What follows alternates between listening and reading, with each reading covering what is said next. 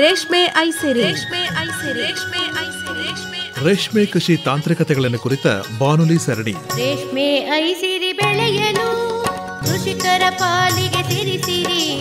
ರೇಷ್ಮೆ ಐಸಿರಿ ಬೆಳೆಯಲು ಕೃಷಿಕರ ಪಾಲಿಗೆ ಸಿರಿಸಿರಿ.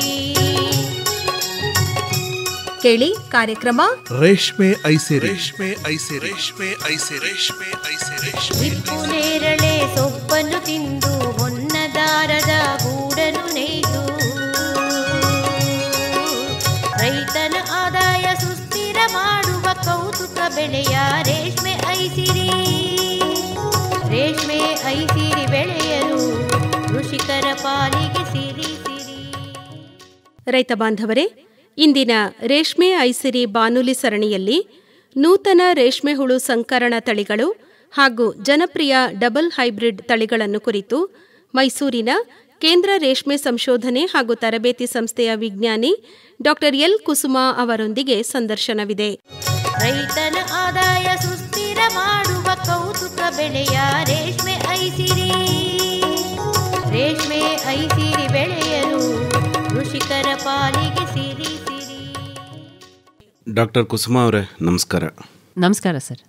ತಾವು ಈ ದಿವಸ ನೂತನ ರೇಷ್ಮೆ ಹುಳುವಿನ ಸಂಕೀರ್ಣ ತಳಿಗಳು ಹಾಗೆ ಜನಪ್ರಿಯ ಡಬಲ್ ಹೈಬ್ರಿಡ್ನ ಅನುಕೂಲಗಳು, ಅದನ್ನು ಯಾವ ರೀತಿ ರೈತರು ಪಡೆದುಕೋಬೋದು, ಯಾವ ರೀತಿ ಸಾಕಣೆ ಮಾಡಬಹುದು, ಈ ಬಗ್ಗೆ ವಿವರವಾಗಿ ತಾವು ಮಾಹಿತಿಯನ್ನು ನೀಡಬೇಕು. ಧನ್ಯವಾದಗಳು ಸರ್. ಮೊದಲಿಗೆ ಈ ರೇಷ್ಮೆ ಸಾಕಾಣಿಕೆ ಕ್ರಿಯೆಗಳ ಬಗ್ಗೆ ಈಗಾಗಲೇ ನಾವು ಹಲವಷ್ಟು ಮಾಹಿತಿಗಳನ್ನ ಪಡ್ಕೊಂಡಿದ್ದೀವಿ. ಇವಾಗ ರೇಷ್ಮೆ ಹುಳುಗಳ ಸಂಕೀರ್ಣಗಳ ಬಗ್ಗೆ ಕೆಲವಷ್ಟು ಮಾಹಿತಿಗಳನ್ನ ಕೊಡ್ತೀನಿ. ಮೊದಲಿಗೆ ಈಗ ನಮ್ಮ ಕೇಂದ್ರ ರೇಷ್ಮೆ ಸಂಶೋಧನೆ ಸಂಸ್ಥೆಯಲ್ಲಿ ಈಗಾಗಲೇ ಸುಮಾರು 55ರಷ್ಟು ಎಲ್ಲ ರೀತಿ ಸಂಕರಣಗಳನ್ನ ಆಥರೈಸ್ ಮಾಡಿರೋಂಥ ಸಂದರ್ಭದಲ್ಲಿ ಇದ್ದೀವಿ. ಹಾಗೆ ಇದರ ಅರಿವು ನಾವು ಬಹಳಷ್ಟು ರೈತರಲ್ಲಿ ಕೂಡ ಮೂಡಿಸಿದ್ದೀವಿ. ನಮ್ಮಲ್ಲಿ ಬರೋವಂಥ ತರಬೇತಿ ಕಾರ್ಯಕ್ರಮಗಳಲ್ಲಿ ಅವ್ರಿಗೆ ಈ ಪ್ರತಿಯೊಂದು ಸಂಕರಣಗಳ ಬಗ್ಗೆ ಅವ್ರಿಗೆ ತಿಳಿಸ್ತಾ ಇದ್ದೀವಿ. ಈಗ ರೈತರಲ್ಲಿ ಯಾವುದು ಬಹಳ ಜನಪ್ರಿಯವಾದ ಸಂಕರಣಗಳು ಅನ್ನೋದಾದರೆ, ಮೊದಲಿಗೆ ಈಗ ನಾವು ನೋಡಿದಂಗೆ ಭಾರತದಲ್ಲಿ 70% ಕ್ರಾಸ್ ಬ್ರೀಡ್ ಸಾಕಾಣಿಕೆ ನಡೀತಾ ಇದೆ. ಅದರಲ್ಲಿ ಬಹಳ ಜನಪ್ರಿಯವಾದದ್ದು PM*CSR2 ಅಂತೇಳಿ, ಅಂದರೆ ಕೋಲಾರ್ ಗೋಲ್ಡ್ ಅಂತೇಳಿ. ಇದು ಬಂದು ಹಳದಿ ಗೂಡು ಕಟ್ಟುವಂಥ ಒಂದು ರೇಷ್ಮೆ ಹುಳು. ನೆಕ್ಸ್ಟು CSR2 ಮತ್ತು CSR4 ಅಂತ ಏನು ಹೇಳ್ತೀವಿ, ಅದು ಕೂಡ ಸಿಂಗಲ್ ಹೈಬ್ರಿಡ್ ಆಗಿದ್ದು ಬಹಳ ಜನಪ್ರಿಯವಾಗಿದೆ. ಅದರ ನಂತರ ಬಂದು FC1 ಮತ್ತು FC2 ಅಂತ ಹೇಳ್ತೀವಿ. ಇದು ಡಬಲ್ ಹೈಬ್ರಿಡ್, ದ್ವಿಸಂಕರಣ ತಳಿ ಅಂತ ಹೇಳ್ತೀವಿ. ಈಗ CSR2 ಮತ್ತು CSR4 ಬಂದು ಬೈವೋಲ್ಟೇನ್ ಅಂತ ಹೇಳ್ತೀವಿ, ಅಂದರೆ ಬಿಳಿ ಗೂಡು ಕಟ್ಟುವಂಥದ್ದು. ಇದು ಬಹಳ ಉತ್ಪನ್ನಕಾರಿ ದ್ವಿಸಂತತಿ ಸಂಕರಣ ತಳಿಯಾಗಿದ್ದು, ಸಾಕಾಣಿಕೆ ಸಮಯದಲ್ಲಿ ಹುಳುಗಳು ಕಾಲಾವಧಿ ಬಂದು 23ರಿಂದ 24 ದಿನ ಇರುತ್ತೆ. ನಂತರ ಇದು ಒಂದು 65ರಿಂದ 70 kgಯಷ್ಟು ಪ್ರತಿ 100 ಮೊಟ್ಟೆಗೆ ಇಳುವರಿ ನೀಡುವಂಥ ಒಂದು ಸಂಕರಣವಾಗಿದೆ. ಜೊತೆಗೆ ಇದರ ಕೋಶಾವಸ್ಥೆ ಪರಿವರ್ತನಾ ಪ್ರಮಾಣ ಬಂದು 90%ಗಿಂತ ಹೆಚ್ಚಿದೆ. ಹಾಗೂ ಇದು ನೂಲು ಬಿಚ್ಚಾಣಿಕೆ ನೋಡೋದಾದರೆ 86ರಿಂದ 90% ಇದೆ. ಹಾಗೂ ರೇಷ್ಮೆ ನೂಲಿನ ಉದ್ದ ಬಂದು 1000 ಮೀಟರಷ್ಟು ದೊರೆಯುತ್ತೆ. ಜೊತೆಗೆ ಇದು ಒಂದು ಉತ್ತಮ ಬೆಳೆ ಸ್ಥಿರತೆ ನೀಡುವಂಥ ಒಂದು ತಳಿ ಕೂಡ ಆಗಿದೆ. ಹಾಗೂ ಇದನ್ನು ಪ್ರತಿ ದಕ್ಷಿಣ ಭಾರತದ ಕರ್ನಾಟಕ, ಆಂಧ್ರ ಪ್ರದೇಶ, ತೆಲಂಗಾಣ, ತಮಿಳುನಾಡು, ಉತ್ತರ ಪ್ರದೇಶ ಹಾಗೂ ಮಧ್ಯಪ್ರದೇಶ, ಮಹಾರಾಷ್ಟ್ರ ರಾಜ್ಯಗಳಲ್ಲಿ ಎಲ್ಲೆಲ್ಲಿ ನೀರಾವರಿ ಪ್ರದೇಶಗಳು ಅಂತ ಇದೆ ಅಲ್ಲಿಗೆಲ್ಲ ಶಿಫಾರಸು ಮಾಡಲಾಗಿದೆ.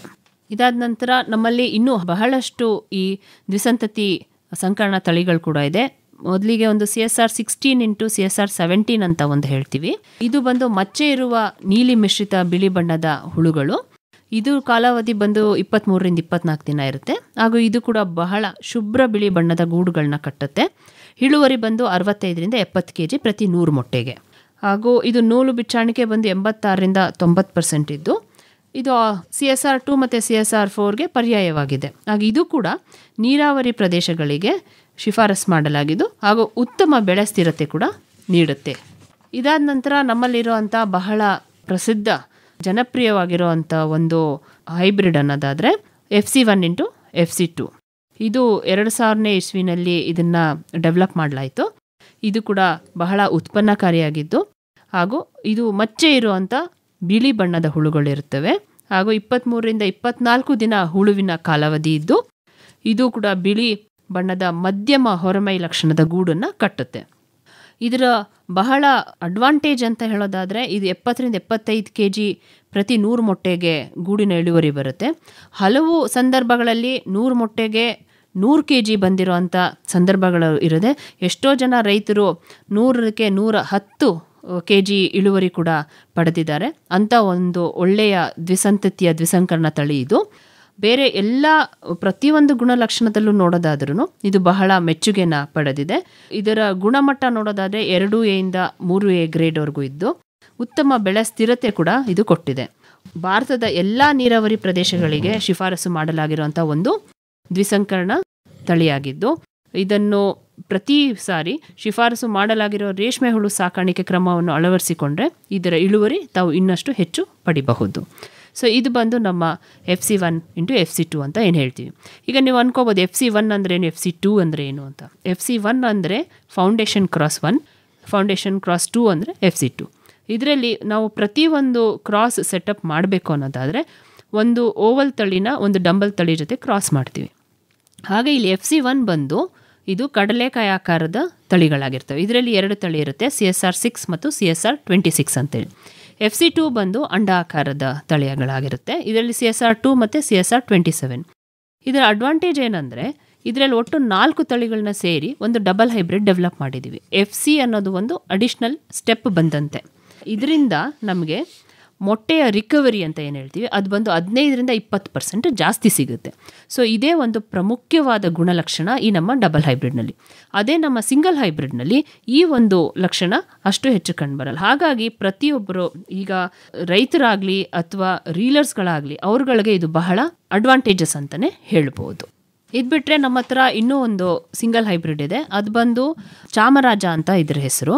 CSR50 × CSR51 ಅಂಥೇಳಿ. ಇದನ್ನು 2012ನೇ ಇಸ್ವಿನಲ್ಲಿ ಡೆವಲಪ್ ಮಾಡಿದಂಥ ಸಂದರ್ಭ. ಹಾಗೂ ಇದು ಬಂದು ದೃಢಕಾಯ ಸಂತತಿ ಸಂಕರಣ ತಳಿಯಾಗಿದ್ದು ಇದು ಕೂಡ ಮಚ್ಚೆ ಇರುವಂಥ ಹುಳಗಳು. ಕ್ರಮೇಣವಾಗಿ 23-24 ದಿನ ಹುಳಗಳ ಕಾಲಾವಧಿ ಇದ್ದು ಶುಭ್ರ ಬಿಳಿ ಗೂಡು ಕಟ್ಟುತ್ತೆ ಈ ಹುಳಗಳು. 70-75 kg ಪ್ರತಿ 100 ಮೊಟ್ಟೆಗೆ ನಾವು ಇಳುವರಿ ಕಾಣಬಹುದು. ಅದಲ್ಲದೆ ರೇಷ್ಮೆ ನೂಲಿನ ಉದ್ದ ಬಂದು ಇದು 1150 ಮೀಟರ್ವರೆಗೂ ಸಿಗುತ್ತೆ.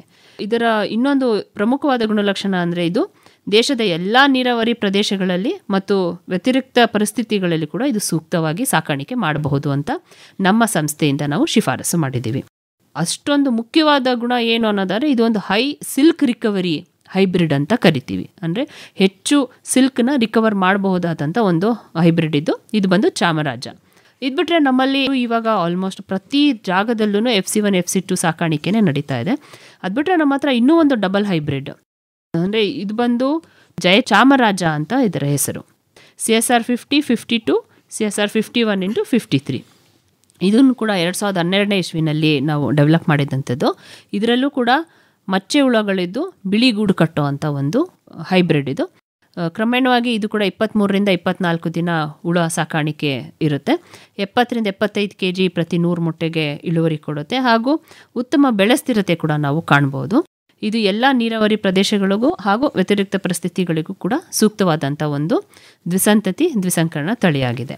ಇದು ಬಿಟ್ಟರೆ ನಮ್ಮಲ್ಲಿ ಮತ್ತೊಂದು ಬಹಳ ಚೆನ್ನಾಗಿರುವಂಥ ಒಂದು ಹಾಗೂ ಅನಾನುಕೂಲಕರ ಪರಿಸ್ಥಿತಿಗಳಿಗೂ ಉತ್ತಮ ದ್ವಿಸಂಕರಣ ತಳಿ ಅನ್ನೋದೊಂದು ನಾವು ಡೆವಲಪ್ ಮಾಡಿದ್ವಿ. ಇದು 2014ನೇ ಇಸ್ವಿನಲ್ಲಿ ಡೆವಲಪ್ ಮಾಡಿದಂಥ ಒಂದು ಸಂಕರಣ. ಇದರ ಹೆಸರು G11 × G19 ಅಂತ ಹೇಳ್ತೀವಿ.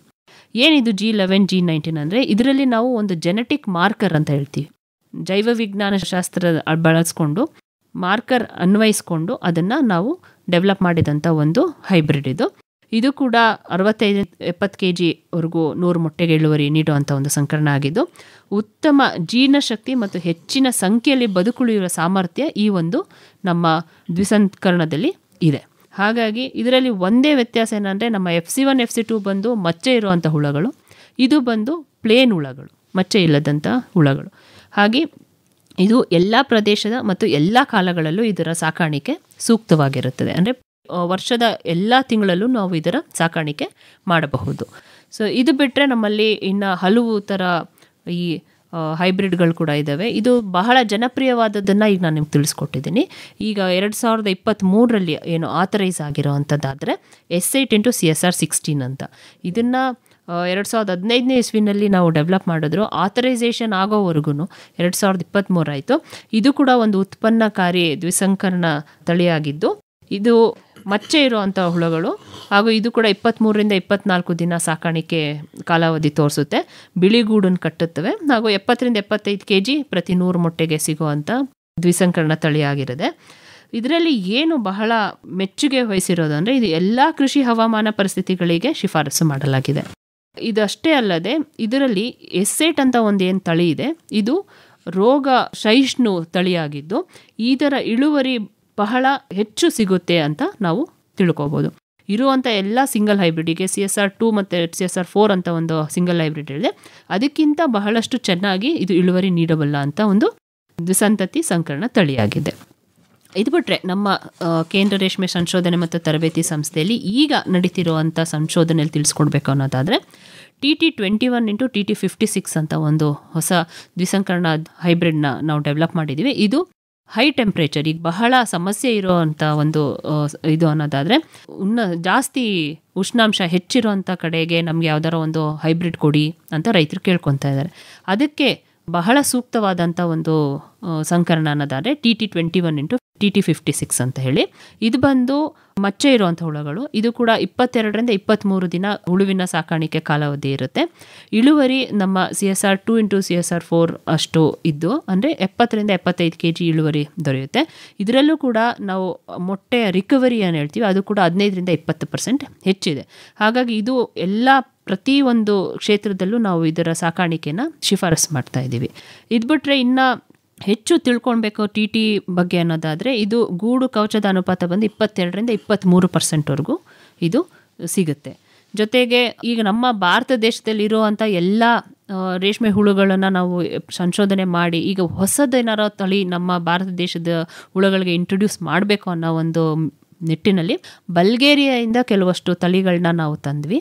ಅದನ್ನು ಉಪಯೋಗಿಸ್ಕೊಂಡು ಇಲ್ಲಿರೋ ಹುಳುಗಳ ಜೊತೆ ಹೈಬ್ರಿಡ್ ಕಾಂಬಿನೇಷನ್ಸ್ಗಳನ್ನ ಮಾಡಿ ಅದರಲ್ಲಿ ಡೆವಲಪ್ ಮಾಡಿದಂಥ ಒಂದು ಹೈಬ್ರಿಡ್ ಅನ್ನೋದಾದರೆ ನಮ್ಮ BFC ಡಬಲ್ ಹೈಬ್ರಿಡ್ ಅಂತೇಳಿ. ಬಲ್ಗೇರಿಯಾ ವಿಶೇಷತೆ ಏನು ಮೇಡಮ್? ಬಲ್ಗೇರಿಯಾ ವಿಶೇಷತೆ ಅಂದರೆ ಇದರಲ್ಲಿ ಸಿಲ್ಕ್ ಕಂಟೆಂಟ್ ಅಂತ ಏನು ಹೇಳ್ತೀವಿ, ರೇಷ್ಮೆ ಹೆಚ್ಚಿರೋ ಅಂಥ ಕೆಲವಷ್ಟು ತಳಿಗಳನ್ನ ಇಲ್ಲಿಗೆ ತಂದರು.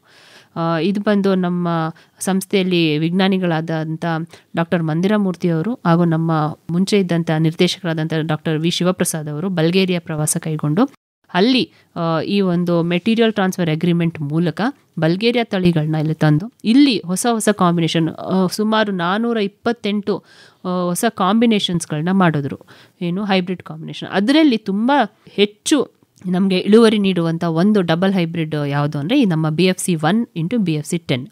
BFC1 ಬಂದು ಅಂಡ ಆಕಾರದ ತಳಿಗಳು, BFC10 ಬಂದು ಈ ಕಡಲೆಕಾಯಿ ಆಕಾರದ ತಳಿಯಾಗಿರುತ್ತೆ.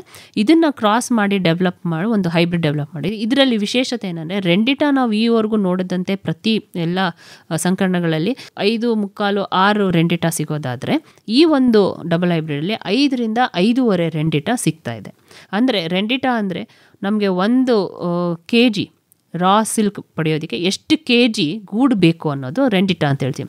ಆ ಥರ ರೆಂಡಿಟಾ ಕಡಿಮೆ ಆದಷ್ಟು ಆ ಒಂದು ಕ್ವಾಲಿಟಿ ತುಂಬ ಒಳ್ಳೆಯದು ಅಂತ ಹೇಳ್ತೀವಿ. ಹಾಗಾಗಿ ಈ ಇರೋವಂಥ ಎಲ್ಲ ಡಬಲ್ ಹೈಬ್ರಿಡ್ಗಳಲ್ಲಿ ಈ ನಮ್ಮ BFC1 ಇಂಟು BFC10 ಬಂದು 5ರಿಂದ 5.5 ರೆಂಡಿಟಾ ಕೊಡ್ತಾ ಇದೆ. ಹಾಗಾಗಿ ಇದು ಬಹಳ ಉನ್ನತ ಮಟ್ಟದ ಒಂದು ದ್ವಿಸಂತತಿ ತಳಿಯಾಗಿದೆ. ನೂಲಿನ ಉದ್ದ ಬಂದು 1200 ಮೀಟರ್ವರೆಗೂ ಸಿಗುತ್ತೆ. ಪರವಾಗಿಲ್ಲ. ಸೊ ಇದು ನಮ್ಮ ಈಗಿರುವಂಥ ಬಹಳ ಜನಪ್ರಿಯ ದ್ವಿಸಂತತಿ ತಳಿಗಳ ಬಗ್ಗೆ ನಾನು ನಿಮ್ಗೆ ತಿಳಿಸ್ಕೊಟ್ಟಿದ್ದೀನಿ.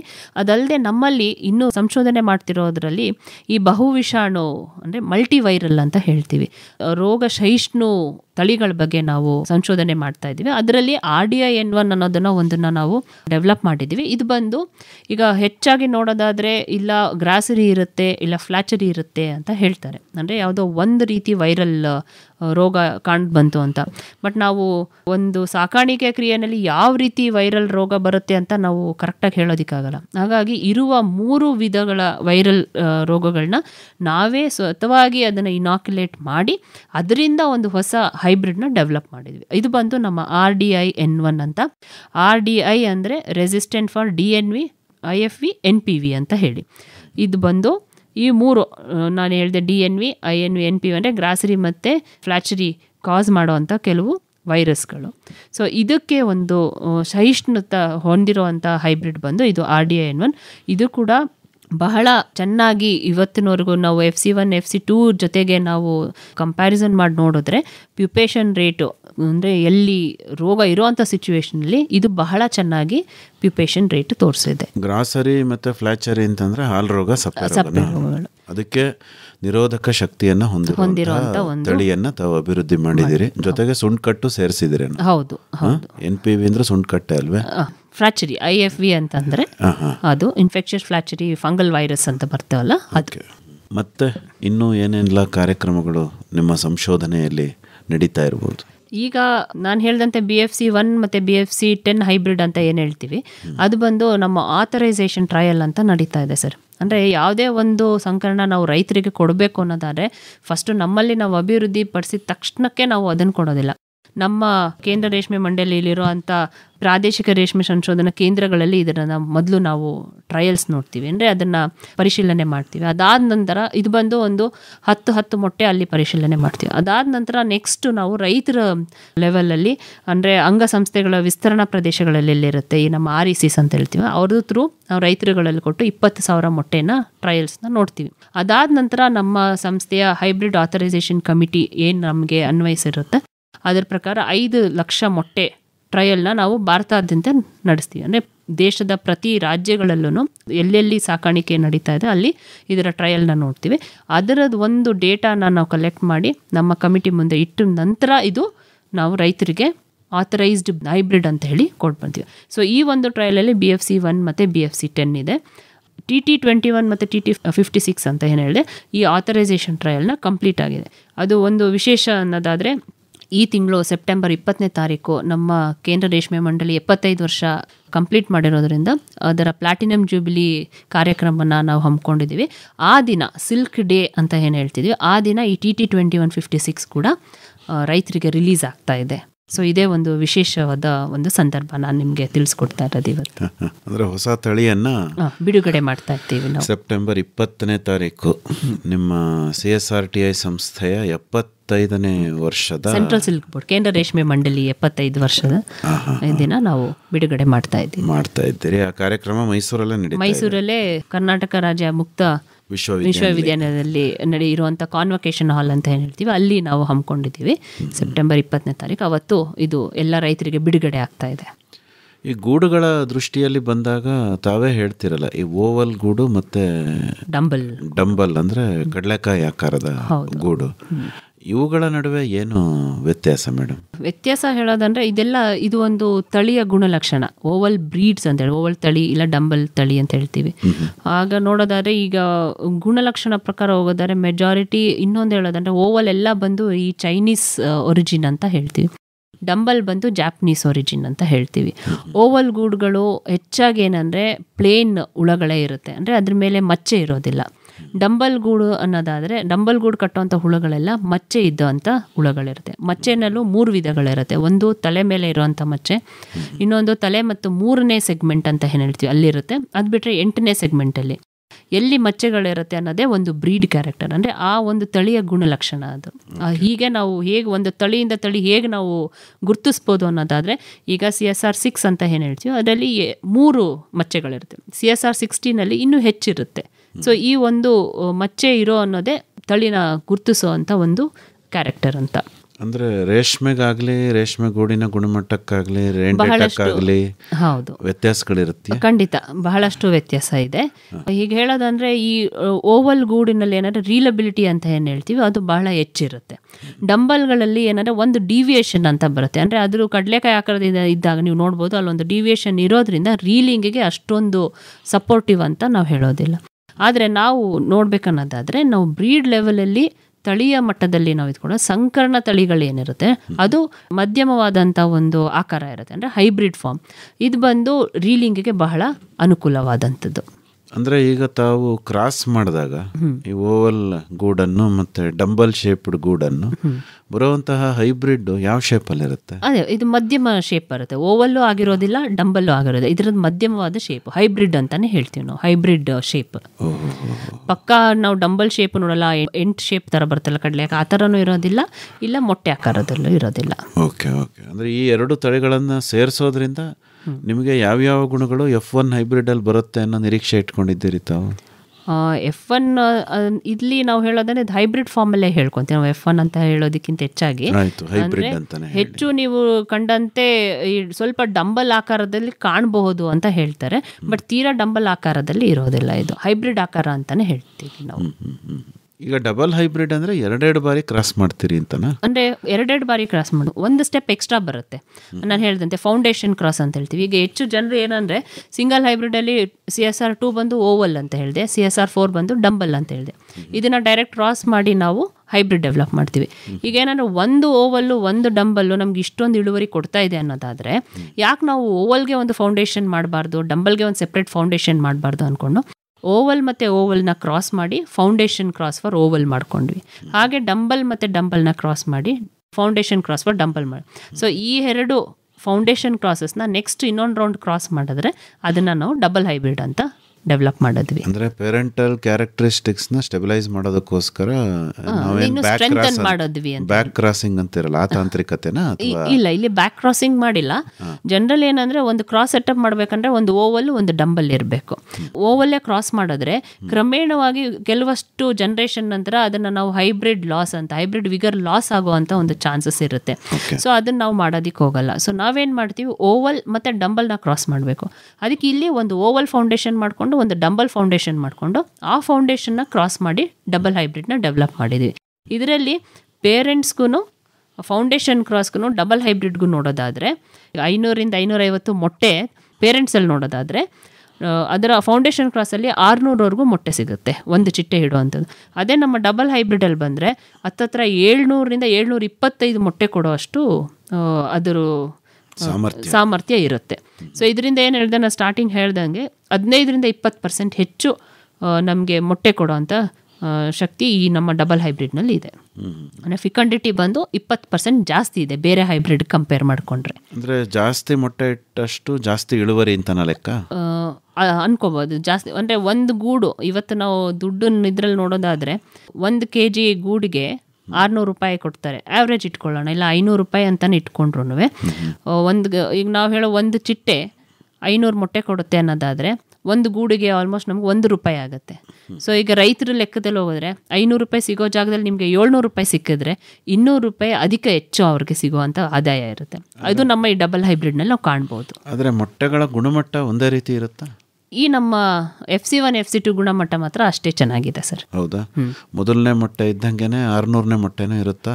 ನಾವು ಎಕ್ಸ್ಪೆಕ್ಟ್ ಮಾಡ್ತೀವಿ ಹಾಗೆ ಇರುತ್ತೆ ಅಂತ. ಯಾಕೆಂದರೆ ಇದು ನಾವು ಕ್ರಾಸ್ ಸೆಟಪ್ ಮಾಡೋ ಒಂದು ವಿಧಿಯಲ್ಲಿ ಅದನ್ನು ನಾವು ಹೇಳ್ಬೋದು. ಅದಕ್ಕೆ ಒಳ್ಳೆ ಕಡೆಯಿಂದ ನೀವು ಮೊಟ್ಟೆ ತೊಗೊಂಡ್ರೆ ನಿಮಗೆ ಇಳುವರಿ ಕೂಡ ಅಷ್ಟೇ ಚೆನ್ನಾಗಿ ಬರುತ್ತೆ ಅಂತ ಹೇಳ್ತೀವಿ. ಈಗ ತಾವು ರೈತರಿಗೆ ಕೊಟ್ಟು ಬಿತ್ತನೆ ಗೂಡುಗಳನ್ನು ಬೆಳೆಸ್ಕೋತಿರಲ್ಲ? ಹೌದು. ಅದು ಯಾವ ಹಂತದ? ಅದೇ ಫೌಂಡೇಶನ್ ಕ್ರಾಸ್ ಅಂತ ಹೇಳಿದ್ನಲ್ವಾ, ಈ ಒಂದು ನಮ್ಮ ಈ ಡಬಲ್ ಹೈಬ್ರಿಡ್ ಈ ಕೃಷ್ಣರಾಜ ಅಂತ ಹೇಳ್ತೀವಿ, FC1 FC2 ಅಂದರೆ ಇದು ಹೆಸರು ಕೃಷ್ಣರಾಜ ಅಂತ ಕೂಡ ಹೇಳ್ತೀವಿ. ಇದರಲ್ಲಿ ಅಡ್ವಾಂಟೇಜ್ ಏನಂದರೆ ನಾವು ಈ ನಮ್ಮ ಹತ್ರ ಅಡಾಪ್ಟೆಡ್ ಸೀಡ್ ರೇರರ್ಸ್ ಅಂತ ಹೇಳ್ತೀವಿ. ಅಂದರೆ ನಮ್ಮ ಕೇಂದ್ರ ರೇಷ್ಮೆ ಮಂಡಳಿಯಿಂದನೇ ಕೆಲವಷ್ಟು ರೈತರನ್ನ ನಾವು ಅಡಾಪ್ಟ್ ಮಾಡಿಕೊಂಡು ಅವರು ಬರೀ ಈ ಫೌಂಡೇಶನ್ ಕ್ರಾಸಸ್ನ ಮಾತ್ರ ಸಾಕಾಣಿಕೆ ಮಾಡ್ತಾರೆ. ಈಗ ಹೇಗೆ ಅಂದರೆ ಫೌಂಡೇಶನ್ ಕ್ರಾಸ್ 1 ಒಬ್ಬರು ಮಾಡಿದ್ರೆ ಫೌಂಡೇಶನ್ ಕ್ರಾಸ್ 2 ಇನ್ನೊಬ್ರು ಮಾಡ್ತಾರೆ. ಅವ್ರು ಗೂಡು ತಂದು ಕೊಟ್ಟಾಗ ನಮ್ಮ ಗ್ರೇನೇಜ್ಗಳಲ್ಲಿ ಇದ್ರ ಕ್ರಾಸಸ್ ಸೆಟಪ್ ಮಾಡಿ ನಾವು ಡಬಲ್ ಹೈಬ್ರಿಡ್ ಮೊಟ್ಟೆಗಳನ್ನ ತಯಾರಿಸ್ತೀವಿ. ಸೊ ಇದೇನಂದರೆ ಇದರಲ್ಲಿ ಅಡ್ವಾಂಟೇಜ್ ಅಂದರೆ ರೀಲರ್ಸು ಮತ್ತು ರೇರರ್ಸ್ ಅಂತ ಹೇಳ್ತೀವಲ್ಲ, ಇಬ್ಬರಿಗೂ ಬಹಳ ಅನುಕೂಲವಾದಂಥ ಒಂದು ಡಬಲ್ ಹೈಬ್ರಿಡ್ ಆಗಿದೆ. ಅಂದರೆ ಈಗ ನಿಮ್ಮ ಬಿತ್ತನೆಗಾರರು ಅಂತಂದರೆ ನೀವು ಫೌಂಡೇಶನ್ ಸೀಡನ್ನು ಅವ್ರಿಗೆ ಕೊಟ್ಟು ಅವ್ರ ಕಡೆ ಬೆಳೆಸ್ಕೊತಾ ಇರ್ತೀರ. ಹೌದು ಅಲ್ವೇ? ಈಗ ಆ ತರಹ ನನಗೂ ಆಸಕ್ತಿ ಇದೆಯಪ್ಪ ಬಿತ್ತನೆ ಬೆಳ್ಕೊಡಕ್ಕೆ ಅಂದರೆ ಅದು ಅವ್ರಿಗೇನಾದರೂ ಪ್ಯಾರಾಮೀಟರ್ಸ್ ಇರುತ್ತಾ? ಖಂಡಿತ ಈ ತರಹದ ಸೌಲಭ್ಯಗಳೇ ಇರಬೇಕು ಅವ್ರಿಗೆ ಅಂತ ಏನಾದರೂ ತಾವು ಬಯಸ್ತೀರಾ? ಫಸ್ಟ್ ಆಫ್ ಆಲ್ ಅವರು ನಮ್ಮ ಹತ್ರ ಲೈಸೆನ್ಸ್ ತೊಗೊಳ್ಬೇಕು. ಅಡಾಪ್ಟೆಡ್ ಸೀಡರ್ಸ್ಗೆ ಲೈಸೆನ್ಸ್ ಇರಬೇಕು. ಅಂದರೆ ಅವರು ನಮ್ಮಲ್ಲಿ ರಿಜಿಸ್ಟರ್ ಆಗಿರಬೇಕು. ಆಗೋದಕ್ಕೆ ಅವರಲ್ಲಿ ಈಗ ಇಷ್ಟಿಷ್ಟು ಸಾಕಾಣಿಕೆ ಮನೆ ಬಂದು ನಾವು ಹೇಗೆ ಹೇಳಿರ್ತೀವಿ ಹಾಗೆ ಇರಬೇಕು ಅವ್ರ ಹತ್ರ. ಹೇಗೆ ಹೇಳಿರ್ತೀರಿ? ನಮ್ಮಲ್ಲಿ ಈಗ ಸಾಕಾಣಿಕೆ ಮನೆ ಈಗಾಗಲೇ ಕೆಲವು ಮೊದಲಿನ ಕಾರ್ಯಕ್ರಮದಲ್ಲಿ ನಿಮಗೆ ತಿಳಿಸ್ಕೊಟ್ಟಿದ್ದೀನಿ. 100 ಮೊಟ್ಟೆ ನೀವು ಬೆಳಿಬೇಕು ಅನ್ನೋದಾದರೆ 800 ಸ್ಕ್ವೇರ್ ಫೀಟ್ ಅಷ್ಟು ನಿಮಗೆ ಸಾಕಾಣಿಕೆ ಸ್ಥಳ ಇರಬೇಕು. ಅದಾದ ನಂತರ ಗೂಡು ಕಟ್ಟೋದಿಕ್ಕೆ ಅಂತ ಸೆಪ್ರೇಟ್ ಜಾಗಗಳು ಮಾಡ್ಕೊಂಡಿರ್ಬೇಕು, ವೆರಾಂಡಗಳಿರೋ ಅಂಥದ್ದು. ಇದೆಲ್ಲ ಕೆಲವೊಂದು ಪಾಯಿಂಟ್ಸ್ಗಳಿದ್ದಾವೆ. ಅದು ಅವರು ತೋಟದ ಬಗ್ಗೆ ಇಂಥದೇ ತಳಿ ಇರಬೇಕು ಅಂತಲೂ ಹೇಳ್ತೀರಾ? ಖಂಡಿತ. ಚಾಕಿ ಸ್ಟೇಜ್ನಲ್ಲಿ ನಾವು ಹೇಳ್ತೀವಿ G2 ಇರಬೇಕು ಅಂತ ಹೇಳಿ. ಅದೇ ಲೇಟ್ ಏಜ್ ಪ್ರೌಢ ಹುಳಗಳಿಗೆ ನಾವು V1 ವೆರೈಟಿ ಮಲ್ಬೆರಿ ಸೊಪ್ಪು ಕೊಡಬೇಕು ಅಂತ ಹೇಳ್ತೀವಿ ಸರ್. ಓಕೆ, ಈ ಪ್ಯಾರಾಮೀಟರ್ಸ್ನೆಲ್ಲ ಅವ್ರು ಸ್ಯಾಟಿಸ್ಫೈ ಮಾಡಬೇಕು. ಹೌದು, ಅವರು ಪೂರೈಸಿದ ಮೇಲೆ ಅವರು ಅರ್ಜಿ ಹಾಕಬೇಕಾ? ಅದೇ ಇದೆಲ್ಲ ಇತ್ತು ಅನ್ನೋದಾದ್ರೆ ಅವ್ರು ಅರ್ಜಿ ಸಲ್ಲಿಸಿದ್ರೆ ಅವರಿಗೆ ನಮ್ಮ ಕಡೆಯಿಂದ ಅಡಾಪ್ಟೆಡ್ ಸೀಡ್ ಏರಿಯಾ ಸರ್ಟಿಫಿಕೇಶನ್ ಸಿಗುತ್ತೆ. ಓಕೆ, ಆಮೇಲೆ ಏನಾದ್ರು ತರಬೇತಿ ಕೊಡ್ತೀರಾ ತಾವು? ಖಂಡಿತ. ಇವ್ರಿಗೂ ಕೂಡ ನಾವು 3 ತಿಂಗಳು ತರಬೇತಿಗಳನ್ನ, ಅಂದರೆ ಅವರು ನಮ್ಮಲ್ಲೇ ಬಂದು ಹ್ಯಾಂಡ್ಸ್ ಆನ್ ಟ್ರೈನಿಂಗ್ ಥರ ಸಾಕಾಣಿಕೆ ಕಲಿತು ಅವರು ಮಾಡಿ ಹೋಗುವಂಥ ಒಂದು ತರಬೇತಿ ಇದೆ. 3 ತಿಂಗಳ ಸರ್ಟಿಫಿಕೇಶನ್ ಕೋರ್ಸ್ ಕೂಡ ನಮ್ಮಲ್ಲಿ ಇದೆ ಸರ್. ಅದನ್ನು ಕೂಡ ಕಡ್ಡಾಯವಾಗಿ ಅವ್ರು ಮಾಡಲೇಬೇಕು. ಅವರು ಆ ತರಬೇತಿ ಮಾಡಿಲ್ಲ ಅನ್ನೋದಾದರೆ ಅವರಿಗೆ ಸರ್ಟಿಫಿಕೇಶನ್ ಸಿಗೋದಿಲ್ಲ. ಸರ್ಟಿಫಿಕೇಟ್ ಇರಲಿಲ್ಲ ಅಂದರೆ ತಾವು ಕೊಡಲ್ಲ? ಇಲ್ಲ, ಅಂಥವ್ರಿಗೆ ನಾವು ಮೊಟ್ಟೆ ಕೊಡಲ್ಲ. ಅವ್ರು ನಮ್ಮಲ್ಲಿ ರಿಜಿಸ್ಟರ್ ಆಗಿರಲೇಬೇಕು. ಆಗಿರೋ ಅಂಥವ್ರಿಗೆ ಮಾತ್ರ ನಾವು ಈ ನಮ್ಮ ಬಿತ್ತನೆ ಗೂಡನ್ನ ಕೊಡೋದು. ಆ ತರಹ ಬಿತ್ತನೆ ಬೆಳೆಗಾರರಾಗೋದ್ರಿಂದ ಅವ್ರಿಗೆ ಏನೇನು ಅನುಕೂಲಗಳು ಸಿಗ್ಬೋದು? ಬಹಳ ಅನುಕೂಲ ಇದೆ. ಈಗ ನೋಡಿ, ನಮ್ಮಲ್ಲಿ ಅವರು ತರುವಂಥ ಗೂಡನ್ನ ನಾವು ಕೊಡೋ ಕೆಲವು ಕ್ರಮಬದ್ಧವಾಗಿ ಬೆಳೆದಿದ್ರೆ ಮಾತ್ರ ಅವರಿಗೆ ಫಿಕ್ಸ್ಡ್ ರೇಟ್ ಅಂತ ಇರುತ್ತೆ. ಅವರಿಗೆ ಪ್ರತಿ ಕೆಜಿಗೆ 1300 ರೂಪಾಯಿ ಸಿಗುತ್ತೆ. ಇದು ಬಹಳ ಅವರಿಗೆ ಅಡ್ವಾಂಟೇಜಸ್. ಅದೇ ನೀವು ಮಾರ್ಕೆಟ್ ಪ್ರೈಸ್ ನೋಡೋದಾದ್ರೆ ಅಲ್ಲಿ ಒಂದು ಸ್ಥಿರತೆ ಅನ್ನೋದಿರೋದಿಲ್ಲ. ಇವರಿಗೆ ಏನಂದ್ರೆ ಸ್ಥಿರವಾದ ಬೆಲೆ ನಾವು ಕೊಟ್ಟಿರ್ತೀವಿ. ಆದ್ರೆ ಇಳುವರಿ ಅಷ್ಟು ಬರಲ್ಲ ಅಂತಾರಲ್ಲ ಮೇಡಮ್? ನಮ್ಮಲ್ಲಿರೋ ಅಂತ ಎಲ್ಲ ಅಡಾಪ್ಟೆಡ್ ಸೀಡ್ ಏರಿಯರ್ಸು ಇಳುವರಿ ತುಂಬ ಚೆನ್ನಾಗಿ ಕೊಡ್ತಾ ಇದ್ದಾರೆ ಸರ್. ಆ ಥರ ಎಲ್ಲೂ ಏನು ನಮಗೆ ಸಮಸ್ಯೆ ಕಂಡು ಬಂದಿಲ್ಲ. ಹಾಗಾಗಿ ಎಷ್ಟೋ ಜನ, ಈಗ ಎಕ್ಸಾಂಪಲ್ ಹೇಳಬೇಕಂದ್ರೆ ಲೋಕೇಶ್ ಅಂತ ಇದ್ದಾರೆ ಒಬ್ಬರು, ಈ ನಮ್ಮ ಪಿರಿಯಾಪಟ್ಟಣದೊಬ್ಬರು ರೈತರಿದ್ದಾರೆ. ನೀವು ಅವರನ್ನು ವಿಚಾರಿಸ್ಕೊಳ್ಳಿ ಬೇಕಾದ್ರೆ. ಅವರು ಎಷ್ಟು ನಮ್ಮ ಕೇಂದ್ರ ರೇಷ್ಮೆ ಮಂಡಳಿಗೆ ಎಷ್ಟು ಥ್ಯಾಂಕ್ಫುಲ್ ಆಗಿದ್ದಾರೆ ಅಂತ ಅನ್ನೋದಾರೆ. ಅವರು ಪ್ರತಿಯೊಂದು ಕಾರ್ಯಕ್ರಮದಲ್ಲೂ ಹೇಳ್ತಾರೆ, ನನಗೆ ಬಹಳ ಸಂತೋಷ ಆಗಿದೆ ನಿಮ್ಮಿಂದ ಸಿಗ್ತಿರೋ ಈ ಮೊಟ್ಟೆಗಳಿಂದ ಅವರಿಗೆ ಆಲ್ಮೋಸ್ಟ್ 100ರಿಂದ 110 kg ಇಳುವರಿ ಸಿಗೋ ಅಂತ ಸಂದರ್ಭಗಳು ನಾವು ನೋಡಿದ್ದೀವಿ. 100 ಮೊಟ್ಟೆಗೆ ಆವ್ರೇಜ್ ನೋಡೋದಾದ್ರೆ 80 kg 100 ಮೊಟ್ಟೆಗೆ ಅವರಲ್ಲೇ ಸಿಗ್ತಾ ಇದೆ ಸರ್. ಅಂದ್ರೆ ಸ್ಟ್ಯಾಂಡರ್ಡ್ ಆಗಿ ಬೆಳಿಬೇಕು ಅಲ್ವಾ? ನೀವು ಹೇಳಿದಂತಹ ಎಲ್ಲ ತಾಂತ್ರಿಕತೆಗಳನ್ನ ಅಳವಡಿಸಿಕೊಂಡು ಅದನ್ನ ಅಷ್ಟೇ ಸ್ಥಿರವಾಗಿ ಪ್ರತಿ ಬೆಳೆಲೂ ಅವರು ಕಾಪಾಡ್ಕೊಂತ ಬರ್ತಾ ಇದ್ದಾರೆ. ಹಾಗಾಗಿ ಅವ್ರಿಗೆ ಒಂದು ಬೆಳೆ ಸ್ಥಿರತೆ ಕಂಡು ಬಂದಿದೆ. ರೋಟರಿ ಮೌಂಟೇಜಸ್ ಯೂಸ್ ಮಾಡಬೇಕು ಅಂತ ಹೇಳ್ತೀರಾ? ಹೌದು. ರೋಟರಿ ಮೌಂಟೇಜಸ್ ಯೂಸ್ ಮಾಡೋದ್ರಿಂದ ಏನಂದ್ರೆ ಗೂಡಿನ ಸಮಾನತೆ ಕಾಪಾಡ್ಕೋಬಹುದು. ಅಲ್ಲ, ನಿಮ್ಗೇನು ರೇಷ್ಮೆ ಗೂಡೇನು ಬೇಡವಲ್ಲ, ಅದ್ರೊಳಗಡೆ ಇರೋ ಪ್ಯೂಪ ತಾನೇ ಬೇಕು. ನಮಗೆ ಪ್ಯೂಪ ಬೇಕು, ಬಟ್ ರೈತರಿಗೆ ಬೇಕಾಗಿರೋದು ಗೂಡು. ಅಲ್ಲ, ಆದ್ರೆ ನೀವು ಗೂಡು ಸಮೇತ ತಗೋತೀರ ಅಲ್ವಾ? ಹೌದು. ಮತ್ತೆ ಅವ್ರಿಗೇನು ಗೂಡು ಉಳಿಯಲ್ವಲ್ಲ? ಅವ್ರಿಗೆ ಗೂಡು ಉಳಿಯೋದಿಲ್ಲ. ಚಂದ್ರಿಕೆಯಲ್ಲೂ ಹಾಕಿ ಕೊಡ್ಬೋದಾ ನಿಮ್ಗೆ? ಇಲ್ಲ, ಆ ಥರ ಇಲ್ಲ. ನಮಗೆ ರೋಟರಿ ಮೌಂಟೇಜಸ್ ಅಲ್ಲಿ ಹೇಳ್ತಿರೋ ಒಂದು ಮುಖ್ಯ ಕಾರಣ ಅಂದ್ರೆ ಪ್ಯೂಪೇಷನ್ ಚೆನ್ನಾಗಾಗತ್ತೆ. ಈ ನಾವು ಬಿದಿರಿನ ಚಂದ್ರಿಕೆ ಆಗಲಿ ಅಥವಾ ಕೊಲಾಪ್ಸಿಬಲ್ ಮೌಂಟೇಜಸ್ ಅಂತ ಈ ಹಸಿರು ಪ್ಲಾಸ್ಟಿಕ್ ಚಂದ್ರಿಕೆ ಅನ್ನೋದ್ರಲ್ಲಿ ಏನಾದ್ರೆ ಈ ಬೇಸಿಕಲಿ ಏನಂದರೆ ಈ ಯೂರಿನೇಷನ್ ಜಾಸ್ತಿ ಆದಾಗ ಗೂಡು ಬಹಳಷ್ಟು ಮೆತ್ತಗಾಗ್ಬಿಡುತ್ತೆ. ಈ ರೋಟ್ರಿ ಮೌಂಟೇಜ್ ಬಳಸೋದ್ರಿಂದ ಏನಾಗುತ್ತೆ, ಆ ಯೂರಿನೇಷನ್ ಏನಿದ್ರು ಎಲ್ಲ ಕೆಳಗೆ ಬಿದ್ದು ಗೂಡು ಬಹಳಷ್ಟು ಉತ್ತಮ ಗುಣಮಟ್ಟದ ಗೂಡು ಕಟ್ಟೋದಕ್ಕೆ ಅನುಕೂಲ ಆಗುತ್ತೆ. ಹಾಗಾಗಿ ನಾವು ರೋಟ್ರಿ ಮೌಂಟೇಜಸ್ ಅಳವಡಿಸ್ಕೊಳ್ಳೋದೇ ಬಹಳಷ್ಟು ಒಳ್ಳೆಯದು ಅಂತ ನಾನು ಹೇಳ್ತೀನಿ. ಈಗ ಬಿತ್ತನೆ ಬೆಳೆಯೋದಕ್ಕೆ ರೈತರಿಗೆ ಸಾಕಷ್ಟು ಅವಕಾಶ ಇದೆಯಾ? ಅಂದರೆ ತುಂಬ ಜನ ಬರಬಹುದಾ, ನಾವು ಬೆಳ್ಕೊಡ್ತೀವಿ ನಿಮಗೆ ಅಂತ, ಅಥವಾ ಸೀಮಿತವಾಗಿದೆಯಾ ಅವಕಾಶ? ಇಲ್ಲ, ಹಾಗೇನಿಲ್ಲ, ಸೀಮಿತ ಅಂತೇನಿಲ್ಲ, ಬರ್ತಾ ಇದ್ದಾರೆ ಬಹಳಷ್ಟು. ಬಟ್ ಅವ್ರಿಗೆ ನಾವು ಹೇಳಿದಂತೆ ಈ ಎಲ್ಲ ಏನು ಸ್ಟೆಪ್ಸ್ ಇದೆ ಅದೆಲ್ಲ ಫಾಲೋ ಮಾಡಿ ಆ ಸ್ಟೆಪ್ಸ್ನ ಅವರು ಕರೆಕ್ಟಾಗಿ ಫಾಲೋ ಮಾಡಿದ್ರೆ ಅವ್ರಿಗೆ ಸರ್ಟಿಫಿಕೇಶನ್ ಸಿಗುತ್ತೆ, ಅವ್ರು ಮುಂದೆ ಬರ್ಬೋದು ಸರ್. ಭಾರತದಲ್ಲಿ ಇವಾಗ ನೋಡೋದಾದರೆ ನಮ್ಮಲ್ಲಿ ನಿಯರ್ಲಿ 80% ರೈತರು ಅಡಾಪ್ಟೆಡ್ ಸೀಡ್ ಏರಿಯರ್ಸ್ ಅಂತ ಹೇಳ್ತೀವಿ ಈ ನಮ್ಮ ಪಿರಿಯಾಪಟ್ಟಣ ರೀಜನಿಂದನೇ ಇದ್ದಾರೆ. ಹೌದು.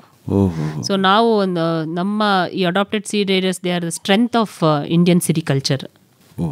ಅದೇ ನೋಡಿ, ಅವ್ರು ಬೆಳೆದು ಕೊಟ್ಟರೆ ನೀವು ಒಳ್ಳೆ ಹೈಬ್ರಿಡ್ನ ಕೊಡೋದಕ್ಕೆ ಸಾಧ್ಯ. ಹೌದು. ಆ ಹೈಬ್ರಿಡ್ನ ಬೆಳೆದಂಥವ್ರು ಒಳ್ಳೆ ಗುಣಮಟ್ಟದ ರೇಷ್ಮೆಯನ್ನು ಕೊಡೋದಕ್ಕೆ ಸಾಧ್ಯ. ಹೌದು. ಈ ತಳಿ ಅಭಿವೃದ್ಧಿ ಅನ್ನೋದು ನಿರಂತರವಾಗಿ ನಿಮ್ಮಲ್ಲಿ ನಡೀತಾ ಇದೆ ಸರ್, ಅಲ್ವಾ? ಇದು ಏಕೆಂದರೆ ನಾವು ಮುಂದಿನ 10 ವರ್ಷಕ್ಕೆ ಈಗ ನಮ್ಮ FC1 FC2 ಆಗಲಿ ಈಗ ಫೀಲ್ಡಲ್ಲಿ ಈಗಂತೂ ತುಂಬ ಚೆನ್ನಾಗಿ ಬರ್ತಾ ಇದೆ. ಒಂದು ಸ್ಟೇಜಲ್ಲಿ ಹೇಗಂದರೆ ಇದೇನಾರ ತೊಂದರೆಗೆ ಅಳವಡಿಸ್ತು ಅನ್ನೋದಾದರೆ ಅದಕ್ಕೊಂದು ಬ್ಯಾಕಪ್ ಅಂತ ನಮ್ಮಲ್ಲಿ ಇರಬೇಕು. ಹಾಗಾಗಿ ಜಯಚಾಮರಾಜ ಅಂತ ಏನು ಹೇಳಿದೆ ಅದಿದೆ. ಅದು ಬಿಟ್ಟರೆ ಈಗ ನಾವು ಅಭಿವೃದ್ಧಿ ಪಡಿಸಿರುವಂಥ TT21 into TT56 ಇದು ಒಂದು ಕೂಡ ಇದೆ. ಅದಕ್ಕೆ ನಾಮಕರಣ ಮಾಡಿಲ್ಲ ಇನ್ನು. ಅದಕ್ಕೆ ನಾಮಕರಣ ಆಗಬೇಕು ಸದ್ಯಕ್ಕೆ. ಹಾಗಾಗಿ ನಾವು ಈಗ ಸದ್ಯಕ್ಕೆ ಇದರಲ್ಲಿ 21 ಅನ್ನೋದು 2 ಓವಲ್ ತಳಿ ಇದೆ, 56 ಬಂದು 2 ಡಂಬಲ್ ತಳಿ ಇದೆ. ಸದ್ಯಕ್ಕೆ TT ಹೈಬ್ರಿಡ್ ಅಂತಲೇ ಹೇಳ್ತೀವಿ, ಟೆಂಪರೇಚರ್ ಟಾಲರೆಂಟ್. ಇದು ಟೆಂಪರೇಚರ್ ಟಾಲರೆಂಟ್ 21 into TT56 ಅಂತ. ಸೊ ಇದೆಲ್ಲ ಮುಂದಿನ 10 ವರ್ಷಕ್ಕೆ ನಮ್ಮಲ್ಲಿ ರೈತರಿಗೆ ಏನು ತೊಂದರೆ ಆಗದೇ ಇರಲಿ ಅನ್ನೋ ಒಂದು ನಿಟ್ಟಿನಲ್ಲಿ ಈ ಒಂದು ಸಂಶೋಧನೆ ನಡೆಸಿ ನಾವು ಹೊಸ ಹೊಸ ದ್ವಿಸಂಕರಣ ತಳಿಗಳನ್ನ ಅಭಿವೃದ್ಧಿ ಪಡಿಸ್ತಾ ಇದ್ದೀವಿ. ಈಗಲೂ ಕೂಡ ಇನ್ನು ಪ್ರಿಲಿಮಿನರಿ ಸ್ಟೇಜಸಲ್ಲಿ ಇನ್ನೂ ಹಲವು ಹೆಚ್ಚು ಹೈಬ್ರಿಡ್ಗಳನ್ನ ಡೆವಲಪ್ ಮಾಡ್ತಾ ಇದ್ದೀವಿ. ಅದ್ರ ಸಂಶೋಧನೆ ನಡೀತಾ ಇದೆ. It is a continuous programme. Temperature tolerant ಅಂದ್ರೆ ತಾವು ಉತ್ತರ ಕರ್ನಾಟಕವನ್ನು ದೃಷ್ಟಿಯಲ್ಲಿ ಇಟ್ಕೊಂಡು ಅಭಿವೃದ್ಧಿ ಪಡಿಸಿದಿರ. ಹೌದು, ಈ ತಳಿನ. ಹೌದು ಅಲ್ವೇ? ಅಲ್ಲಿ ಸ್ವಲ್ಪ ಜಾಸ್ತಿ, ಎಲ್ಲಿ ಟೆಂಪರೇಚರ್ ಬಂದು 36 ಡಿಗ್ರಿವರೆಗೂ ಹೋಗುತ್ತೆ. ಇದನ್ನ ಅಭಿವೃದ್ಧಿ ಪಡಿಸೋ ಸಮಯದಲ್ಲೇ ನಾವು ನಮ್ಮಲ್ಲಿ 36 ಡಿಗ್ರಿನಲ್ಲಿ ಟೆಂಪ್ರೇಚರ್ ಕೊಟ್ಟು ಅದನ್ನು 8 ಜನರೇಷನ್ವರೆಗೂ ಕಂಟಿನ್ಯೂಸ್ ಆಗಿ ನಾವು ಅದಕ್ಕೆ ಆ ಟ್ರೀಟ್ಮೆಂಟ್ ಕೊಟ್ಟು ಡೆವಲಪ್ ಮಾಡಿರೋ ಅಂಥದ್ದು. 36 ಡಿಗ್ರಿ ಅಂದರೆ ಮೈಸೂರಲ್ಲೇ ಹೋಗುತ್ತೆ. ಮೈಸೂರಲ್ಲಿ ಅಂದರೆ ಸಾಕಾಣಿಕೆ ಕ್ರಿಯೆಯಲ್ಲಿ ನಾವು ಕೊಡಬೇಕಾಗಿರೋ ಅಂಥ ಉಷ್ಣಾಂಶ ಬಂದು 25 ಡಿಗ್ರಿ. ಅದಕ್ಕಿಂತ ಹೆಚ್ಚಿನ ಟೆಂಪ್ರೇಚರ್ ಕೊಟ್ಟು ಅದನ್ನು ಆ ಸಿಚುವೇಶನ್ಗೆ ಅಕ್ಲಿಮಟೈಸ್ ಅಂತ ಏನು ಹೇಳ್ತೀವಿ, ಹೊಂದ್ಕೊಳ್ಳೋದು ರೀತಿ ಮಾಡ್ತಾ ಇದ್ದೀವಿ.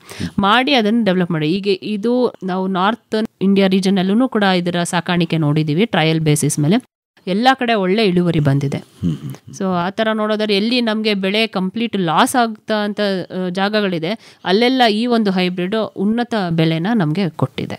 ಮೇಡಮ್, ಈಗ ಹೆಚ್ಚಿನ ಉಷ್ಣಾಂಶಕ್ಕೆ ಸೂಕ್ತವಾದಂತಹ ತಳಿ ಏನೋ ಸರಿ, ತುಂಬ ಕೋಲ್ಡ್ ಇರುತ್ತಲ್ಲ, ಈಗ ನಮ್ಮ ಮಡಿಕೇರಿ ಅಂತ ಪ್ರಾಂತ್ಯಗಳು, ಥಂಡಿ ಜಾಸ್ತಿ ಇರುವಂತಹ ಕಡೆನೂ ಕೂಡ ಚೆನ್ನಾಗಿ ಕೆಲಸ ಮಾಡುವಂಥ ತಳಿಗಳು ಇದ್ದಾವೆ ನಿಮ್ಮಲ್ಲಿ? ಇದಾವೆ ಸರ್. ಈಗ ನಾನು ಹೇಳಿದೆ ನಮ್ಮ ಪಾಪ್ಯುಲರ್ FC1 FC2 ಹೇಳಿದ್ನಲ್ವಾ, ಅದು ಪ್ರತಿಯೊಂದು ರೀಜನ್ಗೂ ಚೆನ್ನಾಗಿ ಹೊಂದ್ಕೊಂಡು ಹೋಗೋ ಅಂಥ ಹೈಬ್ರಿಡ್ ಅದು FC1 FC2. TT21 ನಾವು ಹೇಳ್ದಂಗೆ ಹೈ ಟೆಂಪ್ರೇಚರ್, ಹಾಗಂತ ಟೆಂಪ್ರೇಚರ್ ಕಡಿಮೆ ಇರೋ ಜಾಗದಲ್ಲಿ ಬರೋದಿಲ್ಲ ಅಂತೇಳಿ ಟ್ರಯಲಲ್ಲಿ ಅಂಥ ಜಾಗಗಳಲ್ಲೂ ತುಂಬ ಒಳ್ಳೆಯ ಸಾಕಾಣಿಕೆ ಬಂದಿದೆ. ಅದು ಕೂಡ ಅಂದರೆ ಈಗ ಚಳಿಗಾಲದಲ್ಲಿ ಅಥವಾ ಚಳಿಯಲ್ಲಿ ಬೆಳೆಯೋದಕ್ಕೆ ರೇಷ್ಮೆ ಹುಳುಗೆ ಏನು ಸಮಸ್ಯೆ ಇಲ್ಲ, ಆದರೆ ಹೆಚ್ಚು ಟೆಂಪರೇಚರಲ್ಲಿ ಬೆಳೆಯೋದೇ ಅದಕ್ಕೆ ಕಷ್ಟ ಅದು ಅಲ್ವೇ? ಹೌದು. ಹಾಗಾಗಿ ಅದಕ್ಕೆ ಸೂಕ್ತವಾದಂತಹ ಒಂದಷ್ಟು ತಳಿಗಳನ್ನು ತಾವು ಅಭಿವೃದ್ಧಿ ಪಡಿಸಿದ್ದೀರಿ. ಹೌದು. ಈಗ ರೈತರಿಗೆ ಏನಾದರೂ ತುಂಬ ಆಸಕ್ತಿ ಬಂತಪ್ಪ, ನಾನು ಹೊಸ ತಿಳ್ಕೊಳ್ಳೋಣ ಅಂತಂದರೆ ನಿಮ್ಮಲ್ಲಿಗೆ ಬಂದರೆ ನೀವೇನಾದ್ರು ಹೇಳ್ಕೊಡ್ತೀರಿ ಅವ್ರಿಗೆ? ಖಂಡಿತವಾಗ್ಲೂ ಹೇಳ್ಕೊಡ್ತೀವಿ ಸರ್. ನಮ್ಮಲ್ಲಿ 5 ದಿನದ ತರಬೇತಿ ಕೂಡ ಇದೆ. ಬರೀ ಸಾಕಾಣಿಕೆ ಬಗ್ಗೆ ಹೇಳೋದು ಇಲ್ಲ, ಬರೀ ತಳಿಗಳ ಬಗ್ಗೆ ತಿಳಿಸ್ಕೊಡ್ಬೇಕು ಅನ್ನೋದಾದರೆ ಇಲ್ಲ, 15 ದಿನದ ಟ್ರೈನಿಂಗ್ ಪ್ರೋಗ್ರಾಮ್ ಇದೆ, 1 ತಿಂಗಳು ಟ್ರೈನಿಂಗ್ ಪ್ರೋಗ್ರಾಮ್ ಇದೆ, 3 ತಿಂಗಳು ಟ್ರೈನಿಂಗ್ ಪ್ರೋಗ್ರಾಮ್ ಇದೆ. ಈ ಎಲ್ಲದರಲ್ಲೂ ಇದೆಲ್ಲ ಸ್ಟ್ರಕ್ಚರ್ಡ್ ಪ್ರೋಗ್ರಾಮ್ಸ್. ಸೊ ನೀವು ಯಾವ ಒಂದು ಸಾಕಾಣಿಕೆ ಟೈಮಲ್ಲಿ ಬೇಕಾ, ಅಥವಾ ಹಿಪ್ಪನೇರಳೆ ತೋಟಗಳ ಬಗ್ಗೆ ಬೇಕಾ, ಅಥವಾ ನಿಮಗೆ ಈ ನೈರ್ಮಲ್ಯತೆ ಕಾಪಾಡ್ಕೊಳ್ಳೋದ್ರ ಬಗ್ಗೆ ಬೇಕಾ, ಅದ್ರ ಬಗ್ಗೆ ಎಲ್ಲ ನಿಮಗೆ ನಾವು ತರಬೇತಿ ರೈತರುಗಳಿಗೆ ಕೊಡ್ತೀವಿ.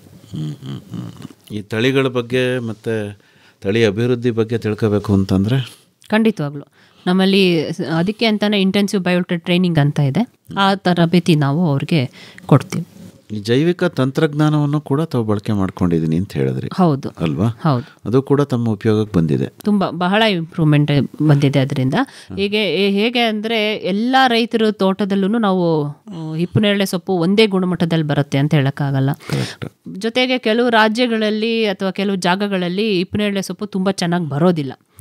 ಅಂಥ ಒಂದು ಈ ನಾವೇನು ಸಬಾಪ್ಟಿಮಲ್ ಕಂಡೀಷನ್ ಅಂತ ಹೇಳ್ತೀವಲ್ವ, ಅಂಥ ಜಾಗದಲ್ಲೂ ಅಂಥ ಸೊಪ್ಪು ಕೊಟ್ಟರು ಅದನ್ನು ತಿಂದು ಅರಗಿಸ್ಕೊಂಡು ಇದು ಗೂಡು ಕಟ್ಟಬಲ್ಲದು ಅಂತ ಒಂದು ಸಂಕರಣ ಕೂಡ ನಮ್ಮಲ್ಲಿದೆ. ಅದೇ ನಾನು G11 G19 ಅಂತ ಏನು ಹೇಳಿದೆ ಅದು.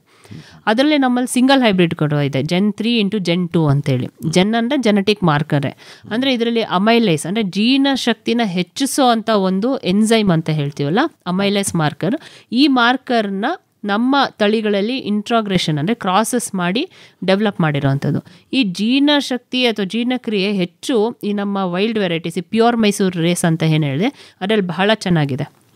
ಅದನ್ನು ನಮ್ಮ ಬೈವೋಲ್ಟೈನಿಗೆ ಇಂಟ್ರಾಗ್ರೇಷನ್ ಅಂತ ಹೇಳ್ತೀವಿ ಮಾಡಿ ಆ ಒಂದು ತಳಿನ ನಾವು ಅಭಿವೃದ್ಧಿಪಡಿಸಿ ಅದರಲ್ಲಿ ಸಿಂಗಲ್ ಹೈಬ್ರಿಡ್ಸ್ ಮತ್ತು ಡಬಲ್ ಹೈಬ್ರಿಡ್ಸ್ ಡೆವಲಪ್ ಮಾಡಿದ್ದೀವಿ.